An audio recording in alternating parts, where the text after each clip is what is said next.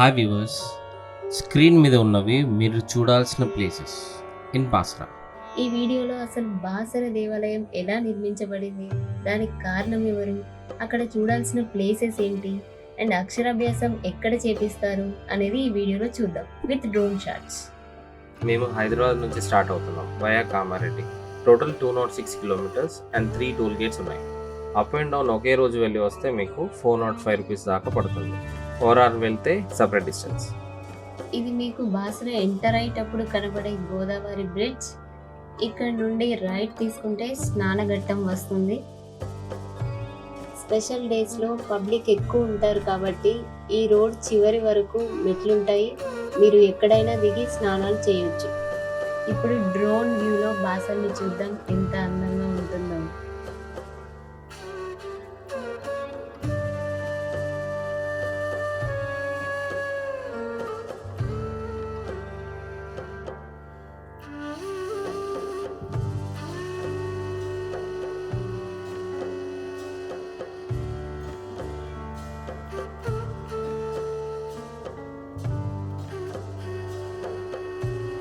ఇది గోదావరి నదికి ఆనుకున్న స్నానఘట్టం. ఇక్కడ మీకు శివాలయం కూడా కనబడుతుంది. ఇది స్నానఘట్టం ముందు వైపు. మీకు స్నానఘట్టం నుంచి దేవాలయం 1 కిలోమీటర్ దూరంలో ఉంటుంది.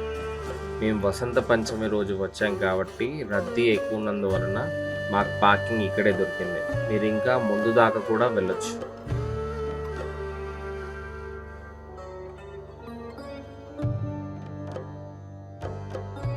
ఇది బస్ స్టాండ్ రోడ్. మీకు స్లేట్స్ కావాలంటే ఇక్కడ షాప్స్ ఉంటాయి, కొనుక్కోవచ్చు.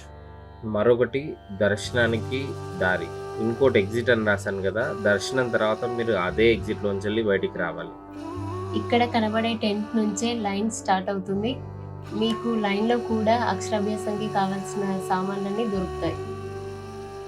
మేము వసంత పంచమి రోజు వచ్చాం కాబట్టి ఇలా రద్దీగా ఉంది. మార్నింగ్ 9కి లైన్లో ఉంటే 4కి దర్శనం అయింది. మీరు ఆఫ్టర్ 2 PM దర్శనానికి వెళ్తే బెటర్. 150 రూపీస్ అక్షరాభ్యాసం అయితే ఈ హాల్లో చేస్తారు. అదే 1000 రూపీస్ అయితే గుళ్ళో చేస్తారు. అన్నయ్య సరస్వతి దేవి దగ్గర ఔటర్ రింగ్ రోడ్ వేసాడు, హైదరాబాద్ ఔటర్ రింగ్ రోడ్ వేసాడు. ఈ హాల్లో కూర్చోడానికి కూడా ప్లేస్ ఉన్నంత జనం ఉన్నారు. పూజారులు మైక్లో మంత్రోచ్చారణ చేస్తారు, అది కూడా వినబడదు. మేము కూర్చున్న లెఫ్ట్ సైడ్లో 2 పంతులు కూర్చున్నారు. పూజ అయ్యాక వాళ్ళిద్దరి దగ్గరికి వెళ్తే పిల్లలతో అక్షరాభ్యాసం చేపించారు.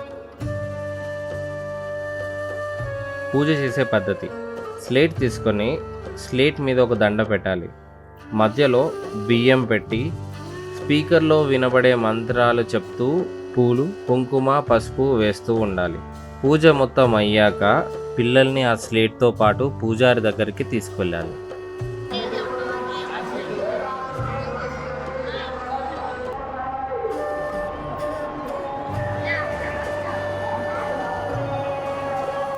చూడండి, పూజ చేయకుండా నానమ్మ అమ్మమ్మతో ఆడుతున్నాడు వెనకకి తిరిగి. పూజారి అక్షరాభ్యాసం చేపిస్తున్నాడు విషయానికి.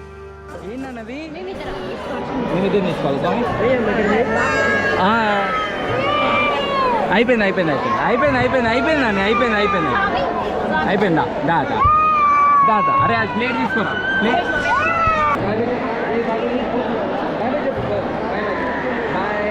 నాకు మంచి చదువు రావాలి అని, నాకు మంచిగా చదువు రావాలి. పూజ అయ్యాక ఎవరికైనా 5 స్లేట్స్ అండ్ పెన్సిల్స్ పంచండి అక్కడ ఉన్న పిల్లలకి. మంచిది. ఇంటి దగ్గర కొనుక్కొని వస్తే ఇంకా మంచిది, మీకు కాస్ట్ ఎఫిషియెంట్లో పడుతుంది. ఇక్కడ ప్రైజెస్ ఎక్కువ కాబట్టి. హాల్లోంచి బయటికి రాగానే గుడి ఎంట్రీ ఉంది. ఆ రైట్ సైడ్కే వ్యాస మహర్షి గుహ ఎంట్రీ ఉంటుంది. ఎలా ఉంటుందో మీరే చూడండి. 3 minutes కన్నా ఎక్కువ పట్టదు నడవడానికి. అక్కడ షాప్స్ కూడా ఉన్నాయి. ఈ బాసర సరస్వతి దేవి ఇక్కడ ఉండడానికి కారణం వ్యాస మహర్షి. కురుక్షేత్ర యుద్ధం తర్వాత వేదవ్యాస మహర్షి మనశ్శాంతి కొరకు ఒక అనువైన చోటు వెతుకుతూ ఈ గోదావరి తీరానికి చేరుకున్నాడు. స్వామి ధ్యానంలో ఉండగా జగన్మాత తనతో సరస్వతి, లక్ష్మి, మహంకాళి ఈ ముగ్గురు అమ్మలకి ఆలయం నిర్మించమని చెప్పింది. అప్పుడు వ్యాసుడు గోదావరి తీరానికి వెళ్ళి 3 మట్టి ముద్దలను తెచ్చి ముగ్గురు అమ్మలను ప్రతిష్ఠించాడు. ఇప్పుడు మీరు చూస్తుంది సాయంత్రం 4:30 విజువల్. మొత్తం ఖాళీగా ఉంది. ఇక్కడ అన్నదానం కూడా చేస్తున్నారు. టెంపుల్ ఆపోజిట్ లో పల్లె ప్రకృతి వనం అనే నర్సరీ లోపల. ఎక్కడ కూర్చుందో చూసుకోండి. రమ్య చూడండి ఎక్కడుందో ఆటోలా బ్యాక్. హాయ్ చెప్పురా. అందరు కూర్చున్నాక వెనకాల ఉంటుందిగా, లగేజ్ పెట్టుకున్న ప్లేస్లో కూర్చుంది. ఎక్స్ట్రా లగేజ్ అయిపోయింది రమ్మ ఇప్పుడు. దర్శనం అయ్యాక మేము నెక్స్ట్ వెళ్ళిన ప్లేస్ శ్రీ వేద భారతి పీఠం. ఇక్కడ పిల్లలకి బీజాక్షరాలు రాస్తారు.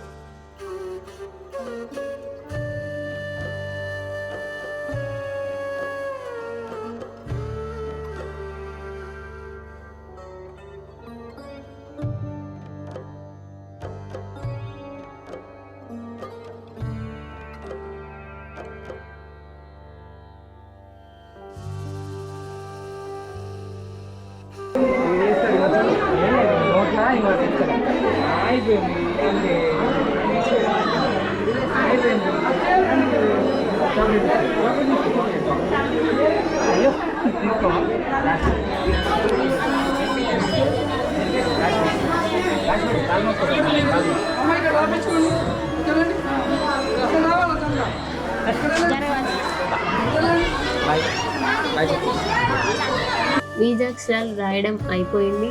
రిటర్న్ వెళ్తున్నాం. సో చూసారు కదా బాసర ఎంత అందంగా ఉందో. ఆ గోదావరి నది ప్రవాహంలో మీరు మా ఛానల్ని సబ్స్క్రైబ్ చేయండి, లైక్ చేయండి, షేర్ చేయండి. ఏమైనా చెప్పాలనుకుంటే కామెంట్ చేయండి. ఇంకా చూడాల్సిన ప్రదేశాలు ఉన్నాయి కానీ టైం లేక నేనే వద్దన్నాను. తెలుసు కదా రాత్రి డ్రైవింగ్ ఎంత కష్టమో. మీరు మాత్రం మిస్ అవ్వకుండా అన్ని ప్లేసెస్ విజిట్ చేయండి.